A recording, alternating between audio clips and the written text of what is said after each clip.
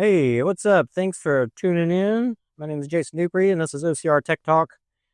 Uh, I'm just going to jump right into it while I'm sitting in the car, about to leave the venue from Spartan Pan Am Championships.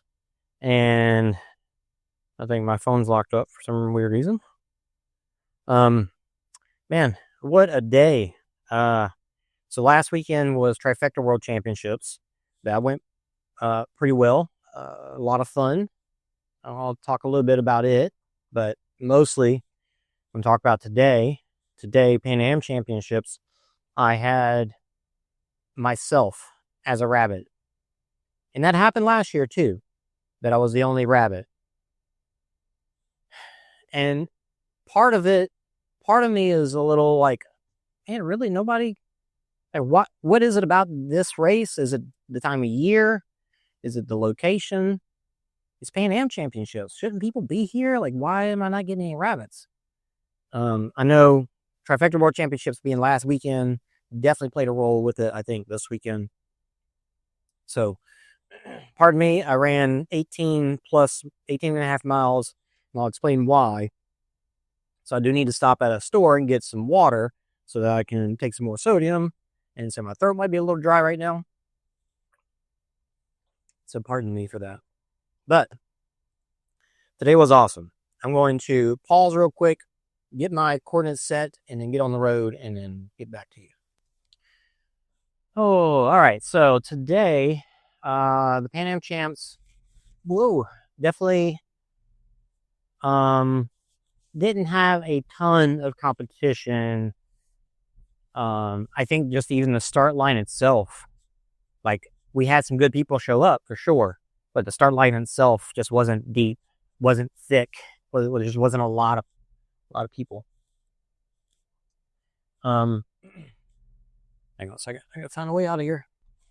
So I'll go ahead and share that crazy thing that I made it to the start line about 10 seconds, 20 seconds maybe, before they took off.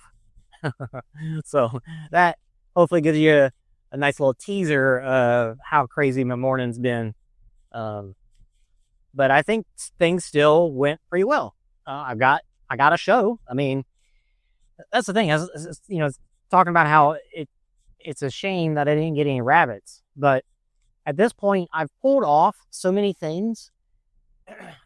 In the past, when I was trying to do something specific and it didn't work out, that's when it was that's when it's been frustrating. Or like losing video.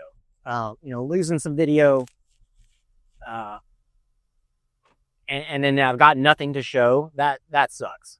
But this place has a really pretty river. I still ain't got in it, man. Man, that's pretty.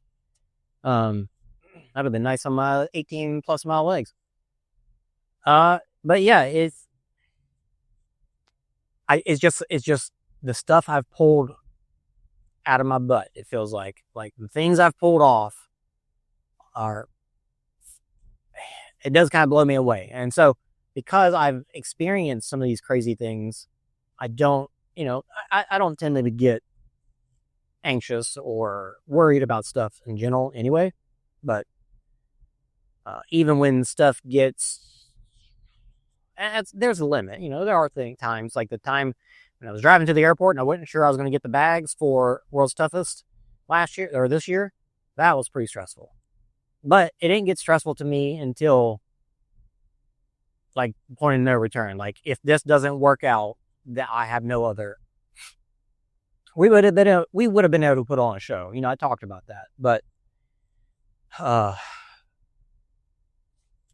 yeah, there's a point to where it's like the things that I were hoping were going to work out. If this doesn't work out, then it won't happen, kind of thing. That's when it gets stressful, but not until then. So for this morning, I had a pretty good plan. And yeah, let me come back to that.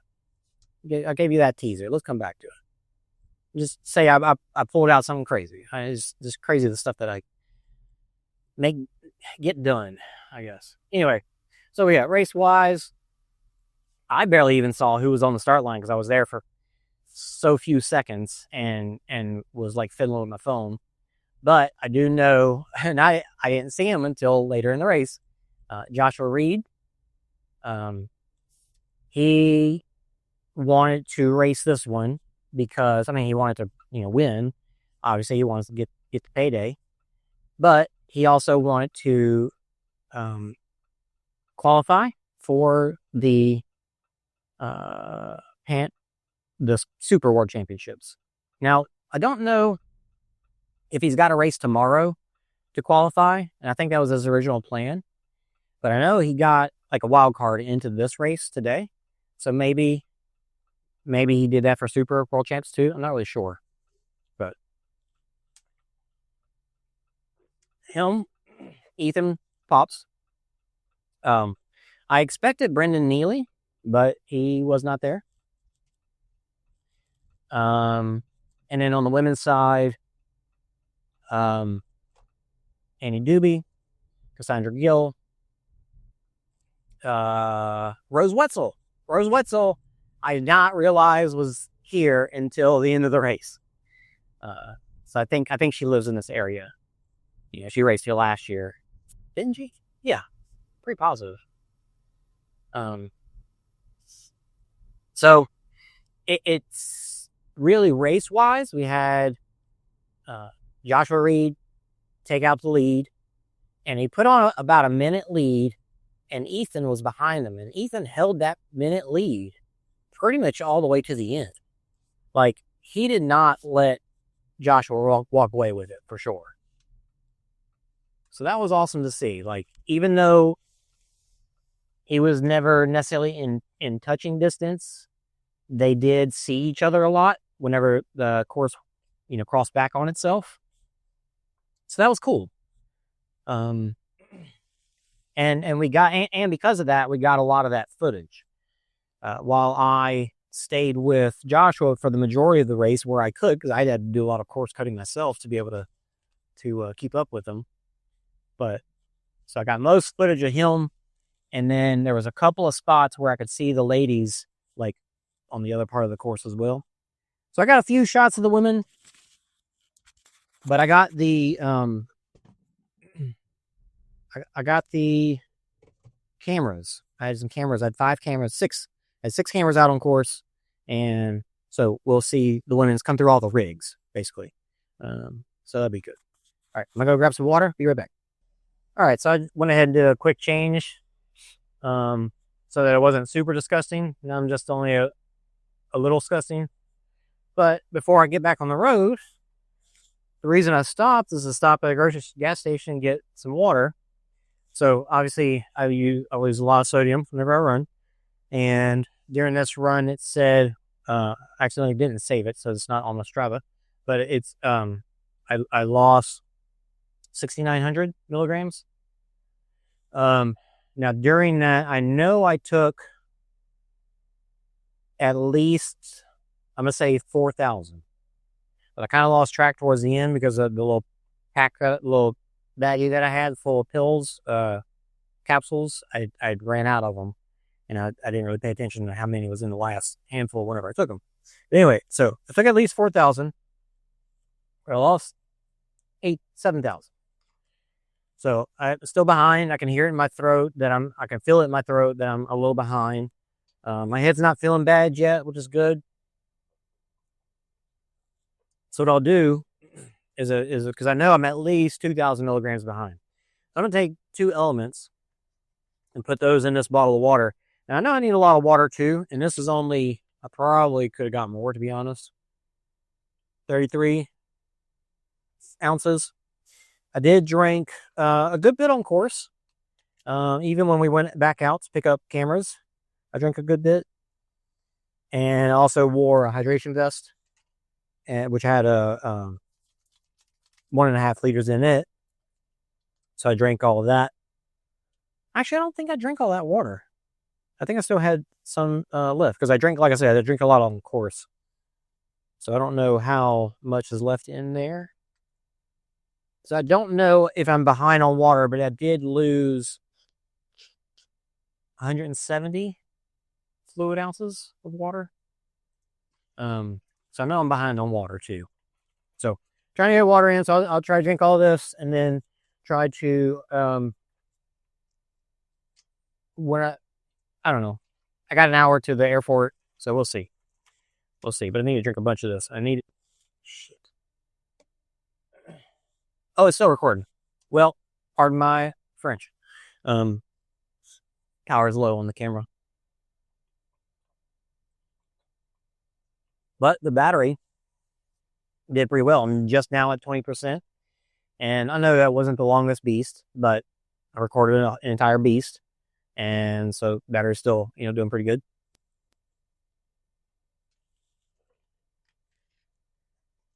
So if it does cut off because the battery dies, then that will be the end of the episode. So we'll just leave it at that. So back to the race. Joshua Reed and Ethan had 1 and 2 locked up. Both of them hit their spears. Pretty awesome. Both of those guys. I mean, I know Joshua wanted deeper competition to race against, but I know he also is glad to have the money, the win. He took the win. So pretty cool. Ethan, dude's showing real promise. I mean, 9th in Trifecta World Championships. He stands a chance to win or at least get second in the Canadian Series, and now second in the Pan American Championships. Pretty fantastic. Now third place was Nicholas. Oh man, I can't remember his name. It might be. Oh shoot! It's a foreign guy. And so I apologize to him because I just have not learned his name well yet. I know his face very well. I just haven't learned his name. Now he was actually running 4th behind Dustin Needham. And so now there was a pretty good gap between Ethan and Dustin, but still Dustin was in 3rd for the majority of the race. Now I talked to Nick. I'll just call him Nick for now. I talked to Nick and he said that he passed him like maybe 2 miles ago. And I know I saw him at Helix and Tyrolean Traverse, and Nick was already ahead of him.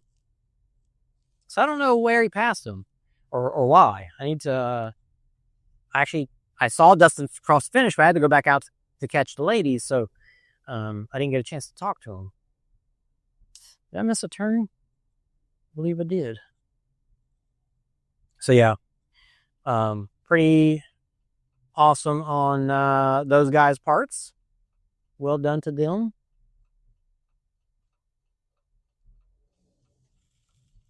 And then on the women's side, Annie Doobie had I'd say kind of like Joshua and Ethan. Like she had about a minute lead over Cassandra.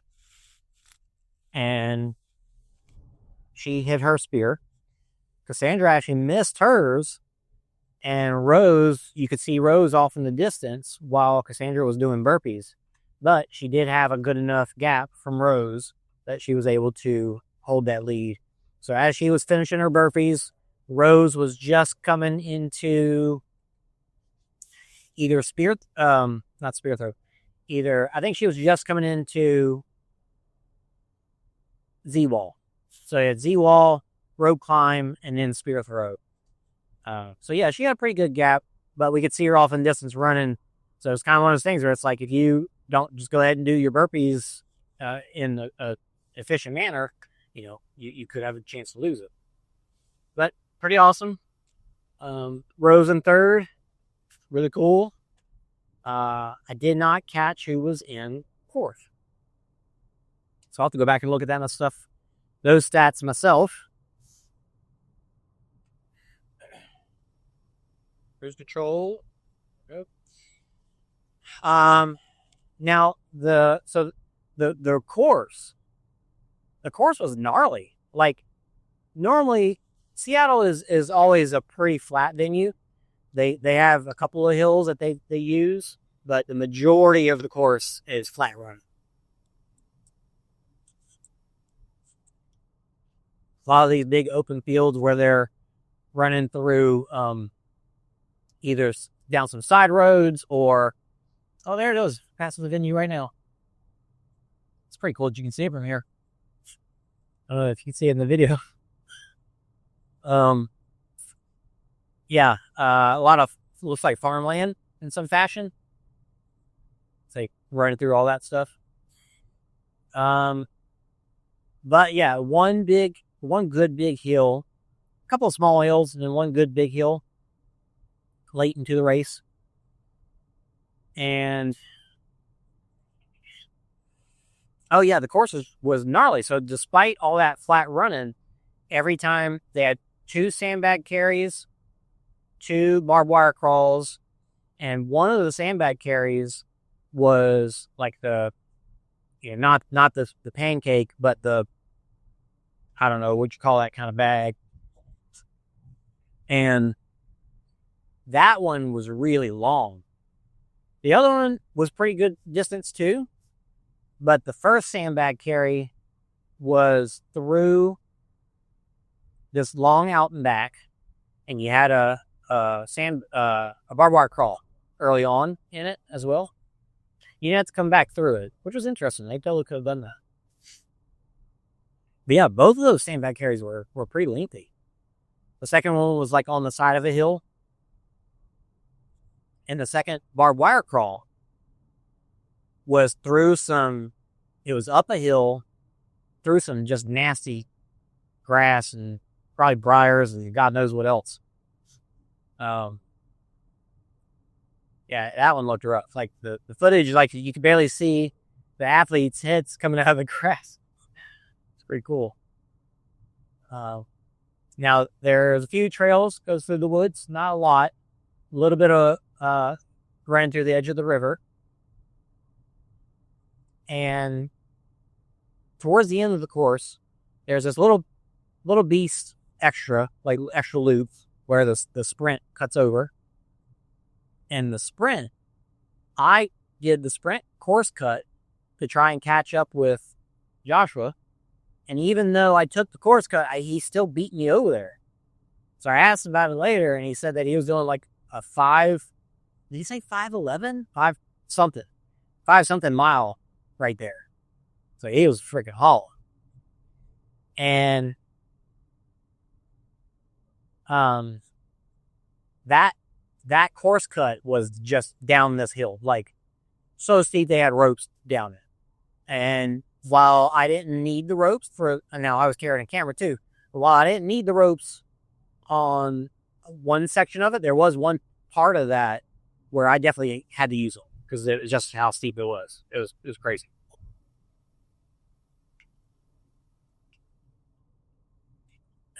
And okay, so now it's set up.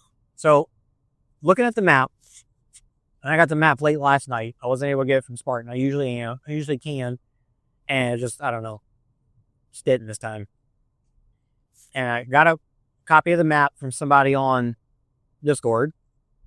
So thank you to Lisa, I think it was.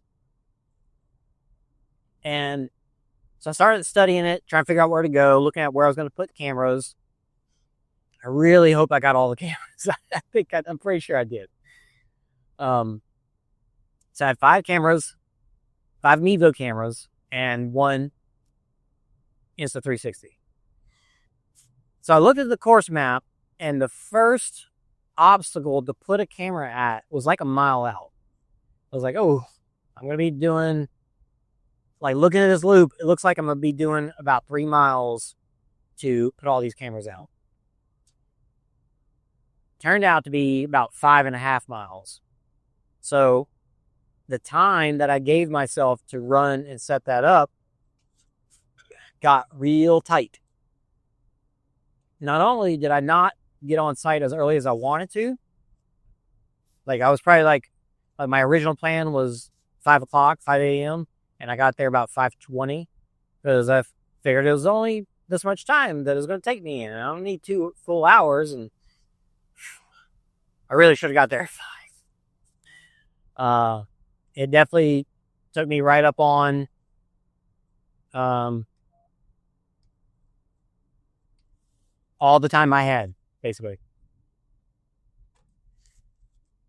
So I started out in the dark, and at first I didn't know, like, if I take this gravel road, will that take me all the way to the first obstacle, or does it go somewhere else? I don't know. So I had to take the course for a good ways until I saw a car coming down it, and I was like, I feel pretty confident this is going to go to the first obstacle. So I went ahead, and so I did take it for a little bit and got to the monkey bars and set up the camera there. And then from there, I continued on, but it's just everything was more spread out than I thought it would be, for sure. So what was happening here? Pardon me. Let's get my cruise control set. There we go. So yeah, I was in the back half of the part of like, I was coming back towards the festival area, but I was still a good ways out, and it was like 6:45, and I was like, oh man, I'm not sure if I'm going to make it to the start line. I still got to run all the way to the car, grab my phone and the gimbal, and get the Insta360 so that I can go put it out over by Spear Throw. Anyways, I gathered all my stuff up, put on my hydration vest, ran over to the start line.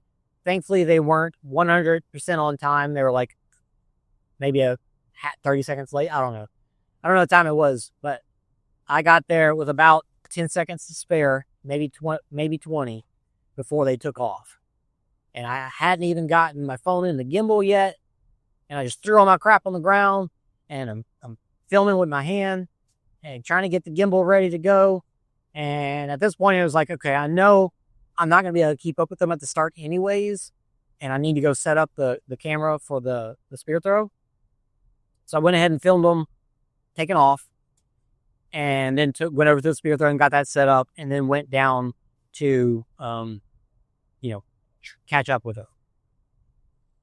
And at this point, I knew that I knew I could take that road. So starting down that road did help with the distance and the speed. So when I got to catching up with the athletes, I actually caught up to Nicole Bowman at a pretty good spot where we were going through some water. So I ran through the water with them, got good shots of that. And then we got to the first part where the beast course cuts off. And so I went ahead and waited for where it comes back and waited for Joshua. Joshua was in first.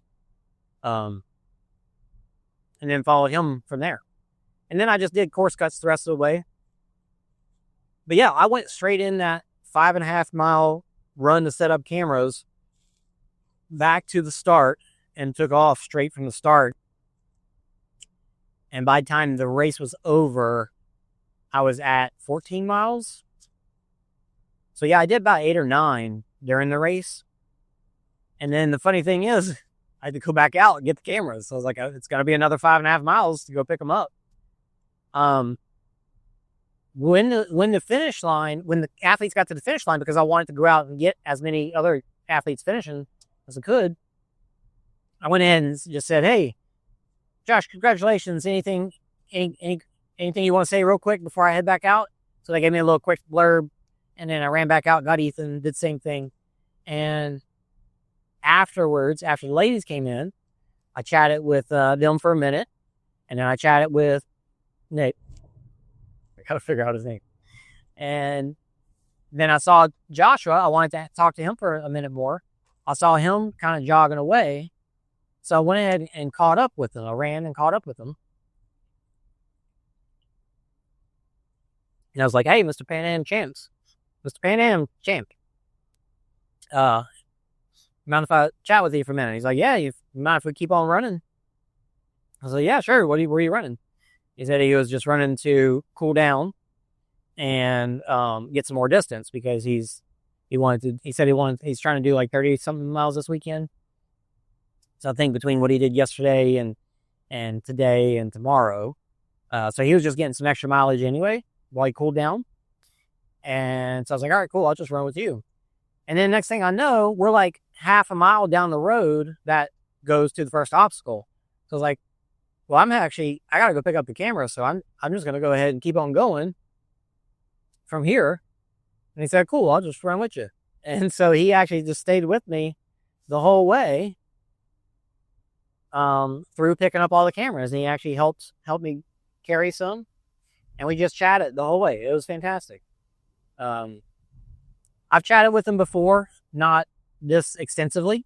So it was just really nice getting to spend that time with him. So we spent 5 miles. We got to go down that really gnarly section on the sprint course. And yeah, it was just a real pleasure. So I got a little bit of footage of us going down that hill.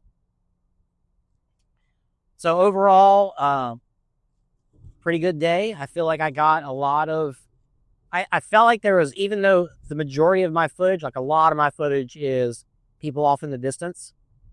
And it's mostly Joshua and Ethan. But I feel like for a 2.5 hour race, I had athletes on camera, I would say over 80% of the time, maybe about upwards of 90 possibly. So covering the race by myself, I think I did a pretty damn good job. Now, I do have all those cameras, so I gotta go take the cameras and pull all the footage off of them. And I didn't get to start the cameras all at the same time like I wanted to, so editing is going to be a little bit more of a pain. But basically, I'll lay down the track of my phone.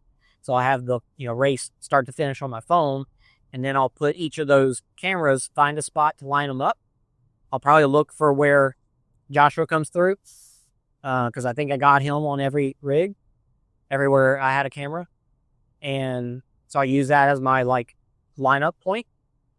And then from there, I can do just editing, just skim through each video and chop out parts where there's nobody there and leave in the parts where there are people there. And then everything will be on top of each other, all in order. And basically, I'll just cut out everywhere that there is no athletes on every camera, including my own. And then once I cut the whole thing, there'll be all these gaps. Not all these gaps, but there'll be some gaps where there are no athletes on camera at all. And then I just delete those gaps and it shrinks everything up. And so it'll basically be the entire race minus those gaps where there were no athletes on camera. So yeah, I'm pretty excited about it. I think it'll work well. It worked really well last year. I think people were pleased with the product that came out of it. One thing I do want to try and do is get a timestamp or a clock on it. So I got to figure out, I've got the clock that's in, that we do in vMix that's live, but I can't put that over a cut video. So I'm thinking if I can possibly record it and export it out, I can lay it on top of my camera in the video editing software, and then I can chop it with everything else. And that way, the camera that'll be on the screen will be accurate to when that was in the race. So I might try that. I'm not 100% sure yet. The important part is getting the rest of the footage cut first. That's what I'll do first. But I've got all day Sunday to do so. And then we're going to do the show Monday night. So I got time. I won't be able to really work on Monday night, maybe if I've got to on Monday at lunch. But my plan is to get it done Sunday. So I don't see why I won't be able to. I've done some pretty fast edits before. I think I can make it happen. And I'll start offloading the footage today while I'm traveling. So hopefully by the time I get home, it'll all already be there ready for me, ready to go.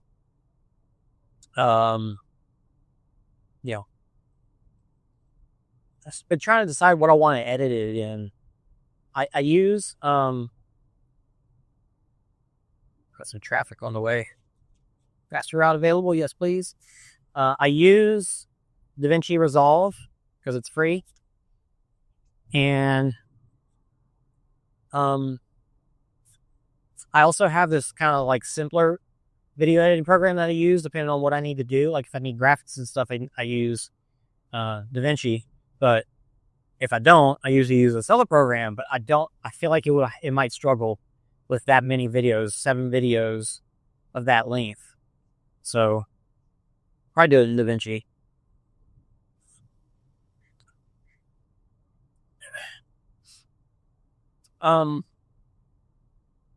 Yeah, and I need to do it all on the laptop that I'm going to offload the footage to. I don't want to have to copy it to my home computer because that's just going to take more time. So, I also made a memorial video for Rylan. So if you hadn't heard yet, and if you're listening to this, you probably have, but it's possible you haven't. Rylan Shadegg passed away last weekend while apparently running up the mountain. He did a lot of running up the mountain, and he'd take his paraglider with him. He'd run up mountains and then glide down. And as far as I know, something happened on the glide down. Like maybe a bad wind got him or something. Really, really heartbreaking, really unfortunate.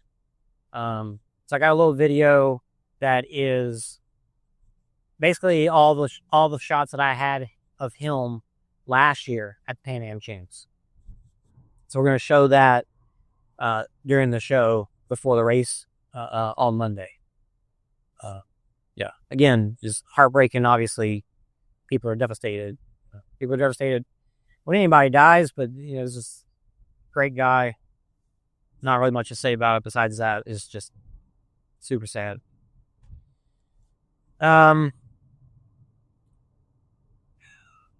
Weird way to transition here. But I'll just say a few words about Trifecta World Championships. We had a good crew that rabbited the whole thing. A couple people switched off, but we basically had four same people for the sprint and the beast, and then for the sprint and the super, and then for the beast, one of the people that was gonna make it said that they had cart or they had hurt their foot, something like that, and so they weren't able to make it. And another weird thing that happened was that Spartan, apparently their insurance just changed some rules on them where athletes have to be 16 to do open waves and 18 to compete in a beast. So Grayson West, who had been running pretty well all weekend for the sprint and the super, he unfortunately is, I think, 16 or 17, and he got the news that he wouldn't be able to race the beast. So he reached out to us and rabbited it for us, which is super kind of him and super awesome that he still got to participate in the event as opposed to just not getting to participate at all. So we had 4 rabbits, and he was able to keep up fairly well with Richard Hynek for a good majority of the race. And then towards the end, where we had somebody in a cart, Randy Pops, Ethan's dad, we had him in a cart with Spartan. So he was able to keep up with Richard for the rest of the time. And Grayson dropped back and stayed with Andy Doobie for the rest of the race. So yeah, it worked out really well. Super glad that he was able to help. Really, he saved the day, I think, to keep us to have a good race. Oh, and on top of that, since Tyler Mosession was commentating for us, he got on the podium. So on Saturday for the super, he got on the age group podium, that is. Age group podium. And so we waited after we actually pushed back the show so that he could go stand on the podium and make it back to do the coverage for us. And then on Sunday, he got on podium again. So I rushed back, got all the footage ready, and got the show ready in like a 2-hour turnaround, like super fast. And so we did the show at 11:30, and awards were at 3:30. So I think we left the house, because we did it at the Airbnb. We left the house at probably about 11, maybe a little after. Yeah, I mean, we turned it around fast, and still turned out to be a pretty good show. Good long show. Anyway, phone is dying here, so if you are listening, thanks for listening. I hope you enjoy the show that we put out on Monday. I'm excited about it. Coming up after this, I've got a trip to Louisiana to go see a friend and visit my parents. And then the week after that is the 100-miler that I'm doing. So 2 weeks away for that. And then the weekend after that is the Super World Championships. So that'll be fun after. I'll probably have not run for that entire week after the 100-miler. Oof, that's going to be rough. Anyways. All right, I'm going to call it here because I got a little ride. I need to drink some more of this water. And I hope you enjoyed what you listened to. If you got any questions about any of this tech stuff, feel free to reach out. Like and subscribe and follow and all the good things. Love you guys. Thanks, and see you next time.